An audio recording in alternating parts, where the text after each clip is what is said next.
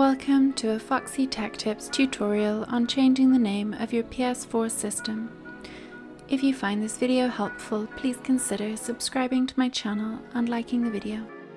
From the dashboard of PS4, go up to the control panel and move to the right until you get to Settings and open them.